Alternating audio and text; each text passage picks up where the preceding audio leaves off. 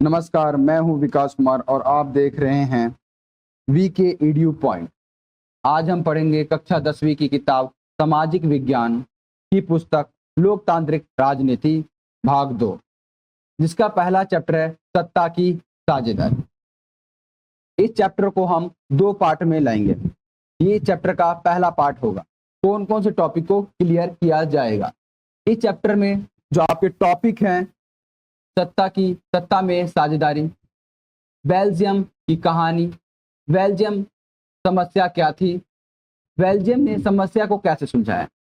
ये 4 पार्ट हम पहले टॉपिक में, फर्स्ट टॉपिक में हम क्लियर करेंगे। बाकी श्रीलंका, बेल्जियम बनाम श्रीलंका की तुलना, गृह युद्ध या बहुसंख्यकवाद या सत्ता का वितरण, ये हम दूसरे पार्ट में पढ़ेंगे। तो आपने देख लिए कि हमें कौन कौन सा टॉपिक को पहले पार्ट में पढ़ना है। और चैप्टर की शुरुआत होती है इस टॉपिक से, सत्ता में साझेदारी।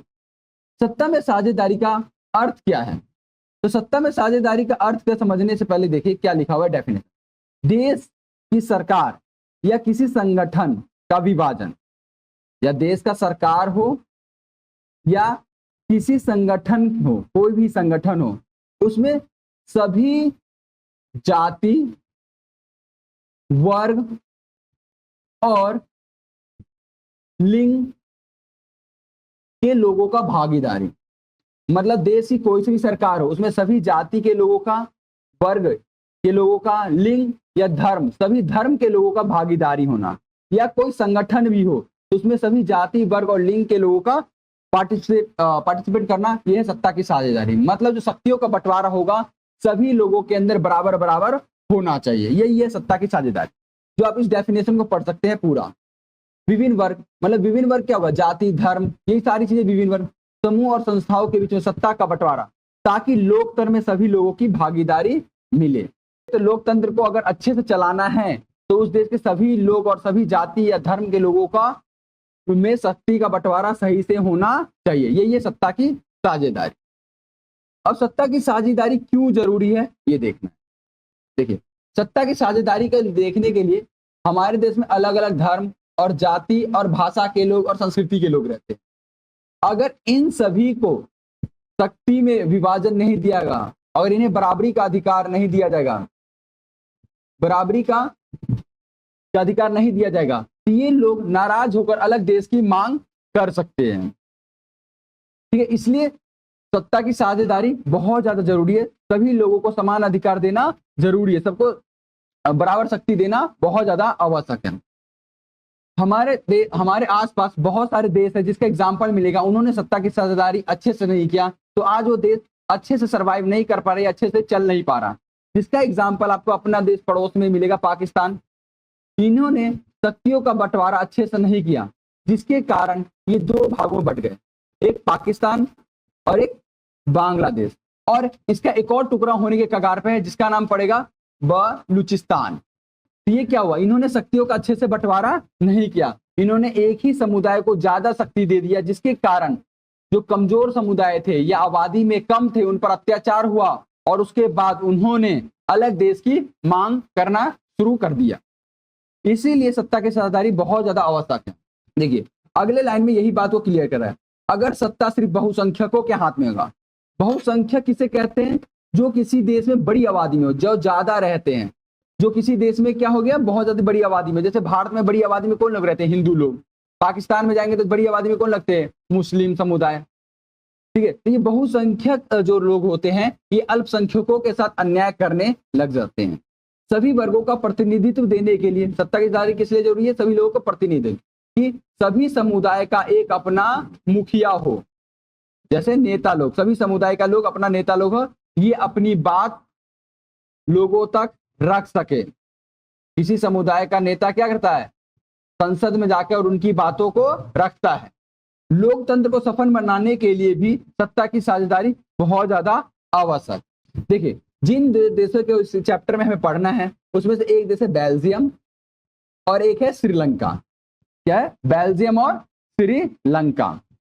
अगर आप इस वर्ल्ड मैप में, अगर आपको वर्ल्ड मैप का नॉलेज नहीं है और आप बेल्जियम और श्रीलंका को ढूंढने जाएंगे तो आपको इस वर्ल्ड मैप पे आपको श्रीलंका नजर नहीं आएगा। और ना बेल्जियम नजर आएगा। ये देखिए आपको श्रीलंका ये भारत के दक्षिण में नजर आ रहा होगा, वहीं बेल्जियम आपको यूरोपीय कंट्री में नजर आ रहा होगा, एक छोटा सा देश। और यहां पर आपकी तुलना करना वर्ल्ड मैप को जब भी देखना अच्छे से है तो सबसे पहले भारत से तुलना करके देखिए। ये देखिए हमारा प्यारा भारत, जिसके दक्षिण में श्रीलंका है और इधर साइड जाके क्या है, बेल्जियम। इसे मैं आपको जूम करके दिखा देता हूं। ये देखिए ये बेल्जियम हमारा, और ये हमारा प्यारा भारत, और ये श्रीलंका जो भारत के दक्षिण में।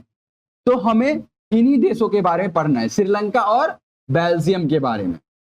वहां पे जो हमने मैप देखा था बहुत ज्यादा छोटा मैप था, अब हम देखेंगे बड़े मैप में। ये बेल्जियम का मैप है, प्योर बेल्जियम का मैप है जो हमने अलग से निकाल के बनाया है। ये हमारा बेल्जियम का मैप। आप इसे दो कलर में देखेंगे, एक ग्रीन कलर और एक रेड कलर, और ये बीच में छोटा सा नीला कलर। जो ये ग्रीन कलर है ये डच भाषा रिप्रेजेंट करता है कि यहाँ पर जो जहां जहां ग्रीन कलर है वहां पर डच भाषा बोलने वाले लोग अधिक मात्रा में हैं, और जहां पर रेड है वहां पे कौन सी भाषा बोलने वाले। और ये जो नीला कलर है इसकी राजधानी है जिसका नाम ब्रसेल्स है। क्या है, ब्रसेल्स। बेल्जियम जो में समस्या थी वो भाषा आधारित समस्या थी। दो भाषाओं को लेकर विवाद था, डच भाषा और फ्रेंच भाषा। आप श्रीलंका में देखेंगे तो ये विवाद सिंहली समुदाय और तमिल समुदाय के बीच में था। सिंहली समुदाय और तमिल समुदाय। ये जो ग्रीन कलर का पार्ट आपको नजर आ रहा है ये है आपका सिंहली समुदाय के लोग, और जो आपको ये ऑरेंज कलर का पार्ट नजर आ रहा है ऊपर की ओर ये तमिल समुदाय के लोग। यहां पर जो विवाद था सिंहली और तमिलों के बीच में थी, जिसको आगे हम जाके डिटेल में पढ़ेंगे। सबसे पहले हम समझने के लिए आते हैं बेल्जियम की कहानी पे आते हैं कि बेल्जियम में क्या हुआ था। तो सबसे पहले बेल्जियम की स्टोरी समझते हैं, बेल्जियम में हुआ क्या था। सबसे पहले बेल्जियम के बारे में हम जानते हैं। बेल्जियम क्या है, यूरोपीय महाद्वीप में स्थित है, जो हमने नक्शा में देखा था। ये एक छोटा सा देश है, यहाँ की आबादी 1 करोड़ है, 1 करोड़ आबादी। दिल्ली जैसे शहर में भी 3 करोड़ के करीब आबादी रहती है, जबकि बेल्जियम जैसा जो देश है उसमें 1 ही करोड़ आबादी है। तो आबादी के मुकाबले में एक बहुत ज्यादा छोटा देश है, और अगर साइज के आधार पर अगर हम भारत से तुलना करें तो ये केरल से भी ज्यादा छोटा है। हमारे केरल राज्य दक्षिण में है, उससे भी ज्यादा छोटा है। और इसकी राजधानी क्या है, ब्रुसेल्स। और यहाँ पे जो विवाद थी वो भाषा आधारित पे थी, डच और फ्रेंच भाषी। डच भाषी जो लोग थे वो 59% थे, फ्रेंच भाषी समुदाय के जो लोग थे वो 40% पर करीब में थे। जो डच भाषाई जो लोग रहते थे वो फ्लेमिश क्षेत्र में रहते थे। जिस क्षेत्र में डच भाषा के लोग रहते थे उसे कहते थे फ्लेमिश क्षेत्र। और जहां पर फ्रेंच भाषा के लोग, फ्रेंच भाषा बोला जाता था, वहां के लोगों को बोला जाता है वालोनिया, वालोनिया का क्षेत्र। और एक तीसरा भाषा जो बोला जाता था वो बहुत ज्यादा कम आबादी में था, वो था आपका जर्मन भाषा। जर्मन भाषा जो लगभग 1% के करीब में था। तो इनकी चर्चा उतनी हुई नहीं है क्योंकि बहुत ज्यादा ही अल्पसंख्यक समुदाय में से थे जो पूर्वी बेल्जियम में रहते थे। तो ये हमने बेल्जियम की डेमोग्राफी देख ली है कि कितने भाषा के लोग कितने % हैं। यहाँ पे विवाद क्या था, तो यहाँ पे जो विवाद था वो भाषा आधारित था। तो आज हम पढ़ेंगे बेल्जियम की समस्या क्या थी। तो देखिए समस्या इस प्रकार थी, पूरे देश में डच भाषा बोलने वाले ज्यादा लोग थे, जो कितने % थे, 59%। जबकि राजधानी ब्रुसेल्स में फ्रेंच भाषा बोलने वाले ज्यादा थे, 80% थे राजधानी में फ्रेंच भाषा बोलने वाले। मतलब अगर पूरे देश की बात की जाए तो पूरे देश में 59% डच भाषा बोली जाती थी, जबकि राजधानी ब्रुसेल्स में डच भाषा बोलने वाले कम थे और फ्रेंच भाषा बोलने वाले ज्यादा थे। और ये फ्रेंच भाषा बोलने वाले लोग ज्यादा ही अमीर और शक्तिशाली थे। जो फ्रेंच भाषा बोलने वाले जो लोग थे वो क्या हो गए थे, बेल्जियम में ज्यादा ही शक्तिशाली हो गए थे, जिसके कारण भाषा वाले जो लोग थे वो तनाव महसूस करते थे। तनाव या संघर्ष।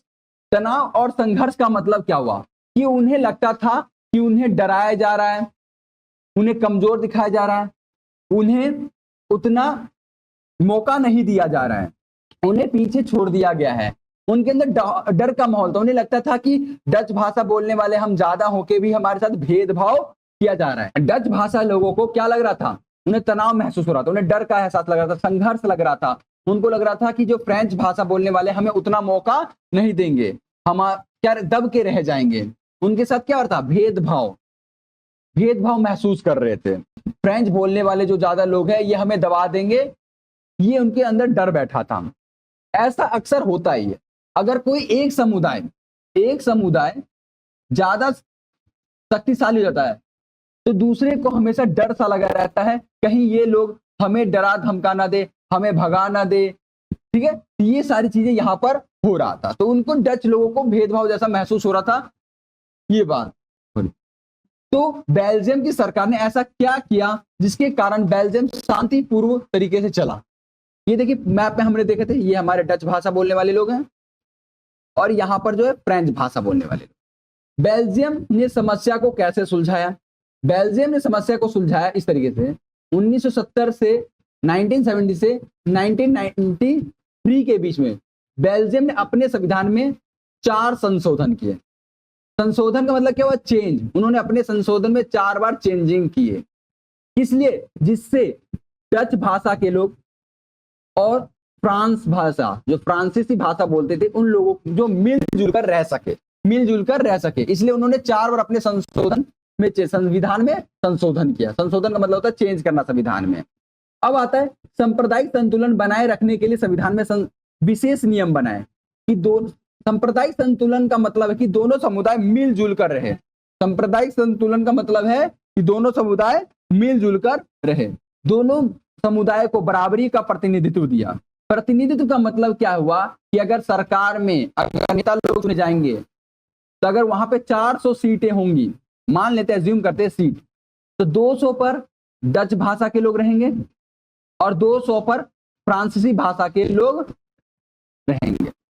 सरकार में डच और फ्रेंच दोनों मंत्री बने, डच भाषा बोलने वाले लोग भी मंत्री बने और फ्रांस भाषा वाले लोगों को भी मंत्री बनाया गया। राजधानी ब्रुसेल्स की जो कहानी थी वो अलग थी। वहां पे क्या, ब्रुसेल्स में क्या था, 80% लोग फ्रेंच भाषा बोलते थे, लगभग 20% लोग डच भाषा को बोला करते थे। ये एक आधा परसेंट ऊपर नीचे आप देख सकते हैं, ठीक है। किसी बुक में 19% दे देता है, कहीं 20%, तो ये ऊपर नीचे 1% हो सकता है, एक्यूरेट डाटा नहीं है।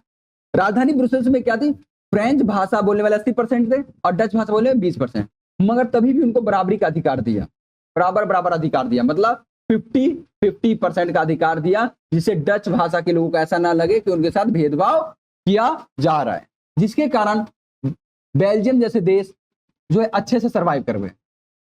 अगर हमारे आस पड़ोस के देश जैसे एशियाई देश में होते, एशियाई देश जैसे भारत, पाकिस्तान और जो हम इस किताब में पढ़ेंगे श्रीलंका, इन एशियाई देशों में क्या है, यहाँ पर जो बहुमत में होते हैं, जो बहु आबादी वाले होते हैं, जो ज्यादा आबादी वाले लोग होते हैं, वो दूसरे आबादी को दबाने की कोशिश करते हैं, जिसके कारण भारत और श्रीलंका, पाकिस्तान जैसे देश हमेशा संघर्ष करते रह जाते हैं और आगे डेवलप नहीं कर पाते। मगर बेल्जियम ने 2 समुदाय के झगड़े को आसानी से कानून बनाकर चेंज किया, मगर एशियाई देशों में ऐसा कुछ नहीं होता, जिसके कारण ये अच्छे से डेवलप नहीं कर पाते हैं। इसी के साथ पार्ट 1 हमारा खत्म होता है।